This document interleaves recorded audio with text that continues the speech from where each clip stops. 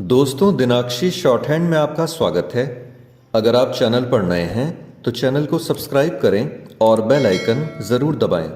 आज की यह संपादकीय डिक्टेशन 465 शब्दों की एक डिक्टेशन रहेगी, जो कि 85 शब्द प्रति मिनट की गति से बोली जाएगी।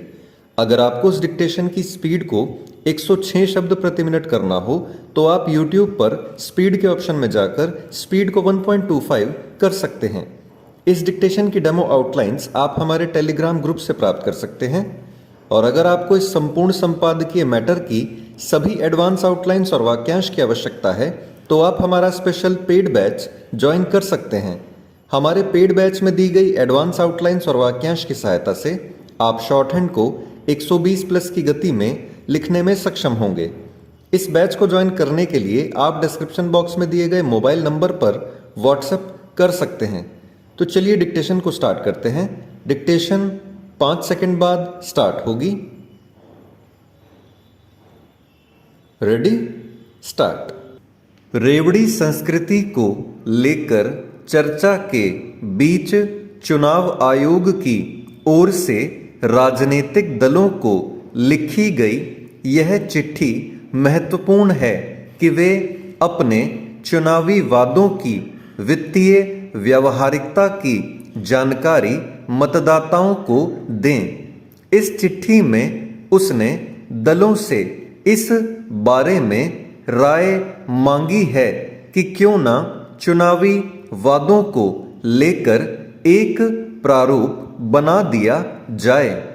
इसमें संदेह है कि राजनीतिक दल इस पर कोई सकारात्मक प्रतिक्रिया देंगे, क्योंकि वे चुनावों के समय लोक लुभावन घोषणाएं कर लोगों को लुभाने का कोई अवसर नहीं छोड़ना चाहते।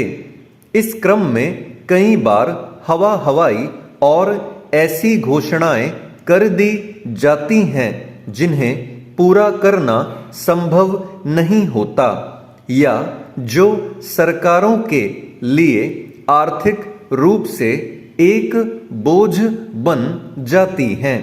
इसके दुष्परिणाम अंततः जनता ही भुगतती है। यह भी किसी से छिपा नहीं कि जब कभी लोक लुभावन वादों को पूरा करने के उपायों को लेकर सवाल उठते हैं तो ऐसे तर्क दिए जाने लगते हैं कि हम भ्रष्टाचार पर लगाम लगाकर संबंधित योजना के लिए राशि जुटाएंगे।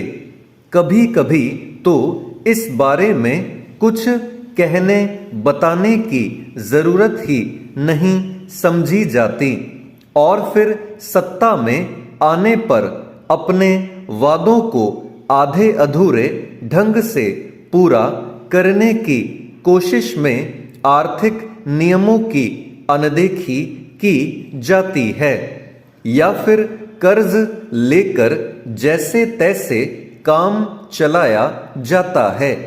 इससे होता यह है कि राज्यों की वित्तीय स्थिति और खस्ता हाल हो जाती है। इसका उल्लेख हाल में भारतीय स्टेट बैंक के अर्थशास्त्रियों की ओर से जारी एक रपट में भी किया गया है। इस रपट के अनुसार रेवड़ी संस्कृति का चलन आने वाले समय में अर्थव्यवस्था के लिए घातक सिद्ध हो सकता है। उक्त रपट यह भी कहती है कि राज्यों के बजट में कर्ज का हिस्सा करीब 4.5% तक पहुंच गया है। विडंबना यह है कि चुनाव वाले राज्यों में राजनीतिक दलों की ओर से लोक लुभावन घोषणाएं करने का सिलसिला कायम है। जब कोई एक दल चुनावी लाभ के लिए रेवड़ी बांटने की घोषणा करता है, तब अन्य दल भी ऐसा ही कुछ वादा करने के लिए विवश हो जाते हैं। चुनाव आते आते यह एक होड़ में बदल जाता है। रेवड़ी संस्कृति का मामला सुप्रीम कोर्ट के समक्ष भी है, लेकिन राजनीतिक दल उसके इस प्रस्ताव से सहमत नहीं कि इस संदर्भ में कोई विशेषज्ञ पैनल गठित कर दिया जाए।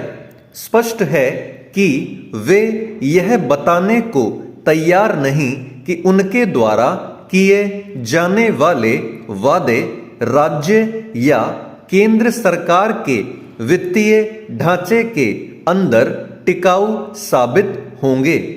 इन स्थितियों में यही उचित है कि लुभावने वादों के संदर्भ में ऐसी कोई नीति बने जिससे राजनीतिक दल चुनावी लाभ के लिए मनमानी घोषणाएं करने से बाज आएं।